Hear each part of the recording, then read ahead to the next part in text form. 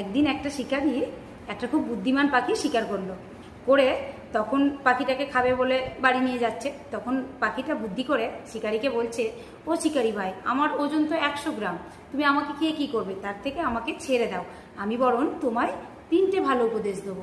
তখন শিকারিটা ভাবলো ঠিক আছে, ছেড়ে দিল। তখন ওই পাখিটা শিকারির হাতে বসে প্রথম উপদেশ দিল যে অবাস্তব কোনো কথা কখনো বিশ্বাস করবে না। তারপর দ্বিতীয় উপদেশটা দিল গাছের ডালে বসে।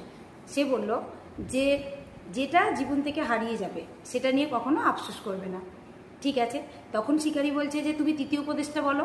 তখন গাছের মগডালে গিয়ে বলছে, ও শিকারি ভাই, তুমি তো আমায় ছেড়ে দিলে, আমার পেটে একটা 300 গ্রামের মুক্তো ছিল।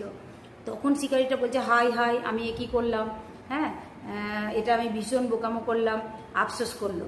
তখন পাখিটা উড়ে যাবার আগে বলল, তোমাকে তৃতীয় উপদেশটা আমি দেব না, এটাই কারণ যে তোমাকে আমি যে আগে যে দুটো উপদেশ দিলাম সেটার কোনো কাজ হয়নি, তুমি শুধু কানেই শুনেছো। বলছে কেন, তোমাকে আমি প্রথমেই বলেছিলাম যে অবাস্তব কথা তুমি কান দেবে না, আমার ওজন যদি 100 গ্রাম হয় তাহলে আমার পেটে কি করে 300 গ্রাম মুক্ত থাকতে পারে। আর দ্বিতীয় হলো যেটা হারিয়ে গেছে, মানে তুমি যদি আমাকে ছেড়েও দাও, সেটা আমি তো বলেছিলাম যে যেটা জীবন থেকে হারিয়ে যাবে সেটা নিয়ে আফসোস করবে না, তুমি করেছো, তাই তুমি আর তৃতীয় উপদেশ পাওয়ার যোগ্য নয়। এই বলে পাখিটা উড়ে গেল। রাধে রাধে।